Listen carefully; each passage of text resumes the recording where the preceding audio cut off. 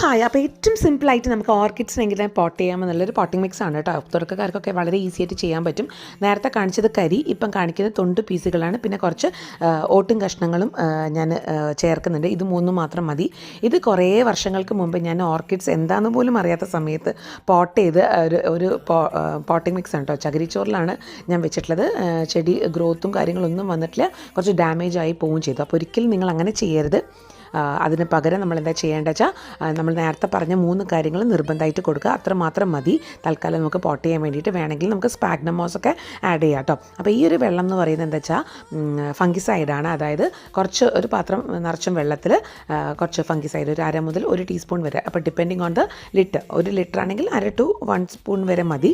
കലക്കിയിട്ട് ജസ്റ്റ് ഒന്നെങ്കിൽ ഡിപ്പ് ചെയ്യുക ഒരു 5 മിനിറ്റ്, അല്ലെങ്കിൽ നമുക്ക് ജസ്റ്റ് ഒന്ന് കഴുകിയതിന് ശേഷം നമുക്കിതാ ഇങ്ങനെ നല്ലൊരു വായവട്ടമുള്ള ഒരു ചട്ടിയോ എടുത്ത്, തണുപ്പുള്ള, അതായത് മൺചട്ടിയാണെങ്കിൽ വളരെ നല്ലത്. എയറേഷൻ വേണം, അപ്പം ഹോൾസൊക്കെ ഉള്ള ചട്ടി ആയിക്കോട്ടെ.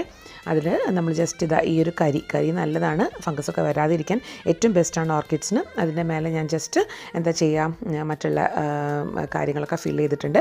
എന്തുകൊണ്ടാണ് നമ്മൾ മണ്ണോ അല്ലെങ്കിൽ ചകിരിച്ചോറോ ഇടരുതെന്ന് പറയുന്നത് വെച്ചാൽ ഈ റൂട്ട്സിനൊക്കെ ഭയങ്കര ഒരു സഫോക്കേഷൻ ആയിരിക്കും. അപ്പോൾ അത് ഫ്രീ ആവാൻ വേണ്ടിയിട്ടും അതിൽ എയറേഷൻ കറക്റ്റായിട്ട് വരാൻ വേണ്ടിയിട്ടുമാണ് നമ്മൾ ഈ ഒരു 3 ഇൻഗ്രീഡിയൻറ്റ് വെച്ചിട്ട് പോട്ട് ചെയ്യുന്നത്. അപ്പോൾ എന്തായാലും ട്രൈ ചെയ്ത് നോക്കൂ.